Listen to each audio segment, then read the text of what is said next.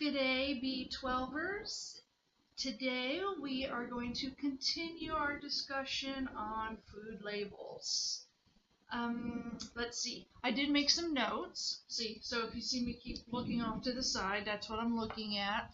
It's not that I don't know my stuff, it's just that I have the memory of an elephant that's been hit in the head.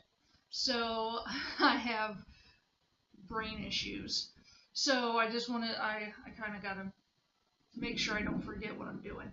Alright, so just a few things. I started the other day talking about some things about our food labels, like about our processed foods, how much is going into the food labels, like if you got a paragraph long of things and things that we can't pronounce. But let's talk about like if you're just looking at in general. And remember, the food labels are really for our processed foods. If you're just buying fruits, vegetables, straight up steak, straight up chicken, there shouldn't be too much on your food label. There shouldn't be anything because it is what it is. It's just that one thing. So this is for our processed foods. This is for anything that has anything extra. This is for anything that's been processed in any way. So that's what we got to be cognizant of and careful of what's going on into it. So, all right, so number one, let's talk about serving sizes.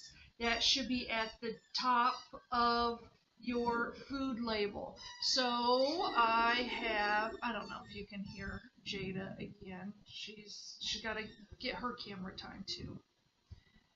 So this is a sparkling water. It's supposedly 0 calories, 0 sugar, 0. She keeps getting louder. And 0 everything. And this is one of the ones that does not have aspartame. So I like this because it's a flavored water. So if you're just like, man, I gotta get my water in, but I'm just not in the mood for that water, go out and get some of these. It's that fizziness, so it kind of feels like you're drinking the soda. We don't drink any soda or pop where I'm from in Ohio. We don't drink any of that. Like, I haven't drank it in probably 15 years.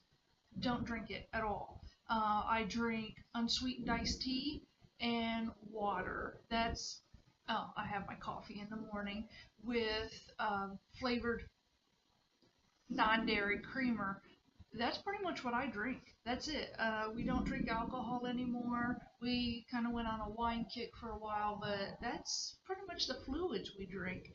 And sometimes I just don't feel like plain water, so we go get these. But you have to be careful because some of these, especially the dollar store kind, will have aspartame in there, and studies are showing that aspartame is not good for your body.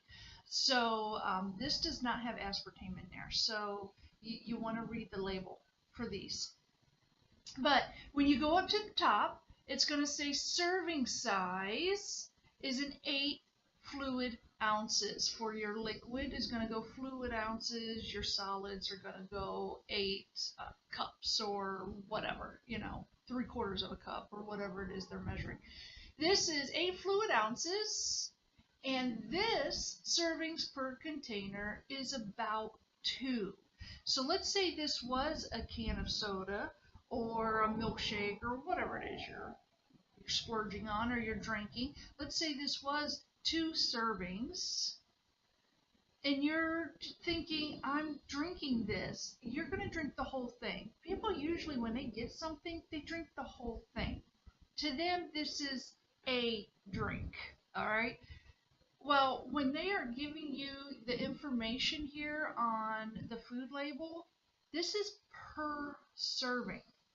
So if there are 2 servings in this bottle, all of this needs to be doubled. And I don't think some people realize that.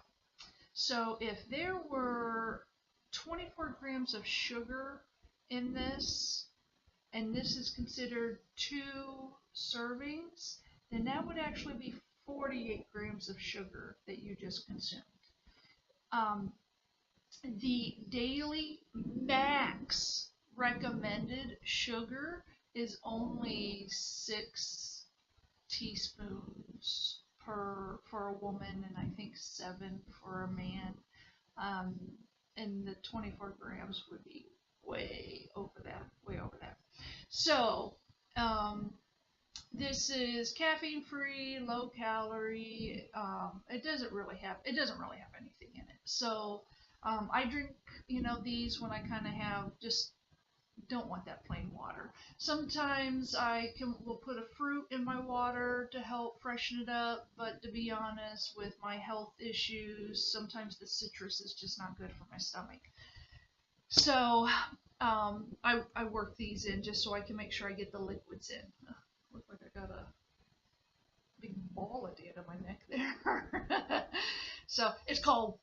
It's cold. I don't like cold. I could be a bear. I could hibernate in the winter. So, all right. So that's what I wanted to talk about with that. You have to really look at your labels. How many servings in it? Our drinks are probably one of the #1 things that we are really missing out on, that we're not paying attention to. We grab that big, large size thing, and that could be 2 or 3 servings in there. So we're doubling up on those calories. The bag of chips, here is a single serving, but at the cash registers they usually have that bag that's about this big. That's a double or maybe even a triple serving, but the food label is going to give you the information per serving. So you're reading it and you're like, oh, it's 140 calories per serving. Okay, well, that'll fit in with my calorie app that I'm doing, and for lunch I allocated 450 calories. Well, that will fit in with my tuna sandwich. This works. Well, what you're maybe not realizing, or you didn't go up and look and see that servings per container said 3. That bag of Doritos was 3 servings in that bag sitting next to that cash register, and you ate the whole bag. So that 140 turned into 420 just in that one bag of chips. So that was one of the main things you really need to look for, is how many servings are in that container. And that'll tell you right up at the top, right up there. All right, what else do we want to look at? Sugars. Okay, sugars will be down here, usually under your fiber. Sugars can include natural and added. So, especially anything that contains fruits, that will contain the natural sugars from fruits as well as added. Now, you can tell if it has added sugars by going down to your ingredient list and looking for the added sugars. Anything with lose at the end is going to be a sugar. Straight up sugar, anything like that. You can also look up, just Google other names for sugar. It's going to tell you and show you what are all the different names used for sugar. And I'm going to tell you, processed foods, just about everything is going to have an added sugar in there. So good luck finding processed foods with no added sugars. It's one of the things that hit that addiction spot in our brain that makes us want to go back for more and more and more. That's why getting away from processed foods is one of your best bets to controlling your health issues and your weight. All right, so what's next? We have our percent and calories. Everything is based on a 2,000 calorie diet. That's just kind of a benchmark that the system went with, was a 2,000 calorie diet. You most likely are not on a 2,000 calorie diet. That is just kind of a middle ground that they went with. It was easy for everybody just to go with that. So you have to determine what calorie diet you need to be on to reach the goals that you have set. If you are not sure, again, like I said in another video, you would probably want to meet with your primary care physician, see if you can get an appointment with a nutritionist, and meet with them and go over the goals that you are looking at, what you need to achieve, and have them help you go over what is needed in your diet and what is your calorie attainment goal. That way you're not struggling on your own. That way you're not undershooting, because too less calories will send your body into a starvation mode and it slows down your metabolism. I don't know if you knew that. You don't want to slow down your metabolism, because then you hang on to stuff. Your body's like, oh, we're not getting enough. We're in starvation mode. I'm going to hang on to whatever you put into me, because I don't know when I'm going to get my next meal. And you don't want to get too much, because then you're not burning off enough. And then you got some just hanging around. So you want to get that exact amount where your body is getting exactly what it needs to perform at its optimum, and then everything else burns off. Okay? So let's see. We want to avoid the saturated and trans fats. That's usually up here under your total fats. What you want to be careful, though, is according to the FDA regulations, is that if it is less than 0.5, that's 5/10 grams, it does not have to be reported on here. Basically, they can put 0. So while that may seem, well, that's still really small, I don't have to worry about that. But remember, what if you're eating that big bag and you ate the whole thing? It's actually starting to add up at that point. So if you had, it's 0.5 and they put 0 for that one serving, but you ate 3-4 servings, you're now getting, it's now starting to add up. You're now getting that 1, 2, 3 grams of that trans or saturated fat.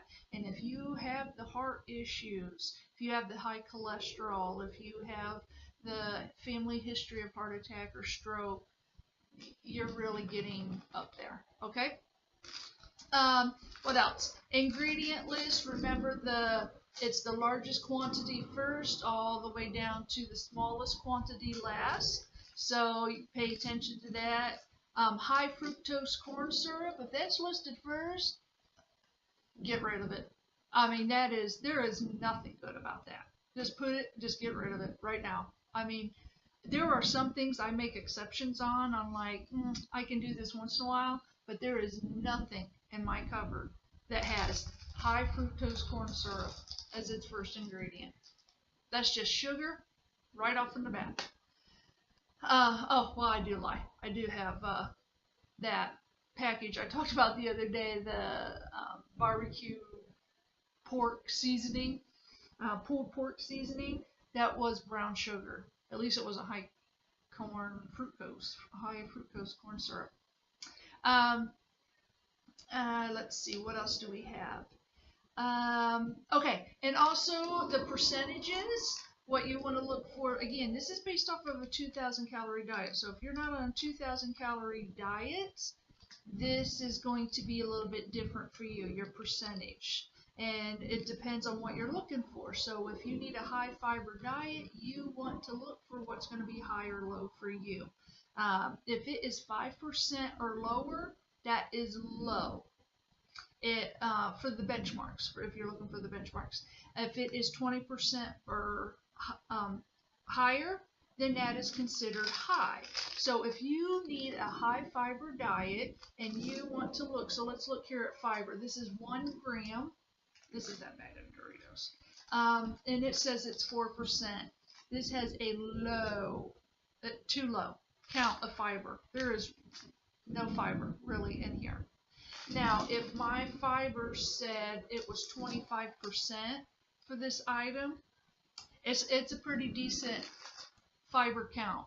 I would probably add this into my diet for, my fiber count for that day, assuming that the other stuff, like the sugars or whatever, was on a healthy level. So, whatever it was I was looking for. Now, there are no sugars in here, but my fat, ooh, total fat, 12%. That's a little high. That's a little high. Now, while it's not at the 20%, it's still a little high. All right, I have this supposedly organic. Remember the other day we talked about organic being a little controversial on if it's really helpful or not, just because the chemicals aren't as powerful as non-organic. They're using twice as much. You can click on that video and see. Let's see what our percentages are here. This has 0 fat, 0 cholesterol, only 4% sodium, 3% carbs, 0 fiber. It has 9 grams of sugar. And a serving size is 2 tablespoons. And it has no vitamins. It has 20% of vitamin C. This is orange ginger stir fry sauce. Gluten free. No GMOs. And when I read the ingredients, it says everything is organic. For things to be organic, it has to follow or fall under certain regulations. And we'll do another video. I see I'm up on 16 minutes already, and I really hate to have my videos go so long because I know people really, you don't have time for long videos, and this is really way longer than I had intended. So we'll do an organic video another time. But that is reading food labels. So I hope that this helps. I hope that this is really getting you to start looking at those food labels. Processed food, and no proof.